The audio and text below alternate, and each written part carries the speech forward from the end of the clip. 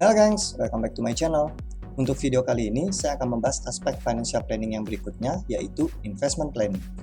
Adanya disposable income merupakan langkah awal dalam berinvestasi. Apa itu disposable income?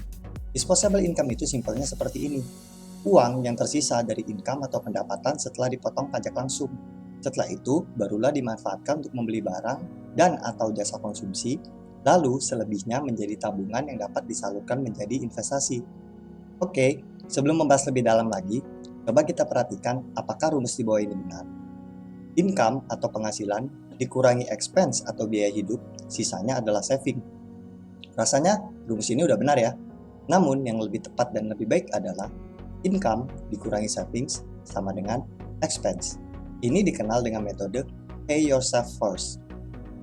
Jika digambarkan, kira-kira seperti ini. Ada dua kebiasaan menabung. Tipe A membelanjakan terlebih dahulu income-nya, sisanya barulah ditabung. Otomatis, tabungannya tinggi rendah tergantung dari sisa yang ada. Sedangkan tipe B menerapkan metode pay yourself first. Sisihkan untuk ditabung terlebih dahulu, barulah sisanya dibelanjakan. Cukup nggak cukup, harus cukup. Nah, termasuk tipe manakah Anda? Tipe A atau tipe B? Jika kita konsisten seperti tipe B, maka tentunya hasil investasi kita akan lebih besar daripada tipe A. Bijaknya, seseorang baru bisa melakukan perencanaan investasi ketika telah memiliki disposable income yang telah direncanakan pembagiannya. Agar lebih teratur, kita bisa menggunakan metode beramal 10%, ditabung 10%, proteksi 10%, pertumbuhan 10%, kebutuhan 50%, keinginan 10%, atau teman-teman bisa mengalokasikan dana sesuai dengan kebutuhan teman-teman. Lalu, di manakah investasi? Investasi berada di pos pertumbuhan. Nah, sebelum berinvestasi, ada faktor-faktor penting yang perlu diperhatikan, seperti tujuannya. Kita harus mengerti tujuan kita dalam melakukan investasi, apakah itu sebagai income, atau untuk pertumbuhan modal, atau untuk mempertahankan modal. Lalu, jangka waktunya, jangka pendek, jangka menengah, dan juga jangka panjang. Terus, profil resikonya juga. Ada low risk, low return, ada high risk, high return, bahkan ada di zaman sekarang ini, jika boleh saya menambahkan satu lagi, ada lagi extreme risk, extreme return. Nah, untuk itu sudah seharusnya kita mempelajari dan mengenal risiko instrumen atau produk investasi di mana kita ingin melakukan investasi. Apakah sudah sesuai dengan pilihan profil risiko kita? Nah, selanjutnya adalah pengalaman dan ilmu yang kita miliki. Ini adalah hal yang nggak kalah penting.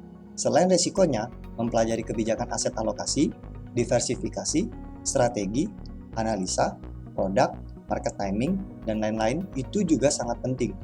Karena tanpa hal ini, kita dapat dengan mudah terjerumus dalam cara berinvestasi yang tidak benar. Ingat, jangan tunggu udah nyemplung baru cari tahu. Jangan terbalik. Setelah itu, yuk kita lihat kendaraan uangnya.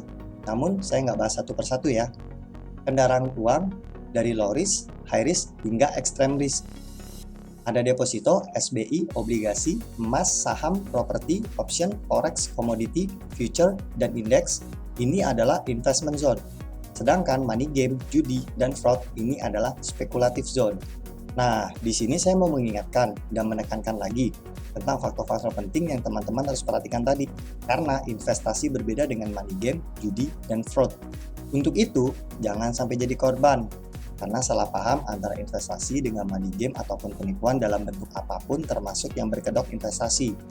Sebenarnya dari dahulu kala udah banyak penipuan, scam, tawaran cepat kaya, piramid, ponzi, trik, atau entah apalah namanya itu. Namun kenapa masih banyak orang tertipu?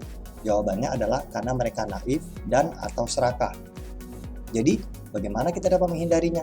Pertama, jangan ikut-ikutan berinvestasi kalau nggak ngerti cara kerjanya. Terus jangan sungkan untuk menolak tawaran investasi yang menyajikan hasil return tinggi dan bahkan menggunakan kata terjamin tanpa adanya informasi risiko yang tinggi. Lalu kita bisa cross-check terlebih dahulu informasi melalui internet dan sumber-sumber lain. Cek izin usahanya, kesehatan perusahaannya, keamanan perusahaannya, dan lain-lain. Nah, semoga pembahasan investment planning kali ini bisa berguna bagi teman-teman yang mau melakukan rencana investasi. Terima kasih dan salam OPIT.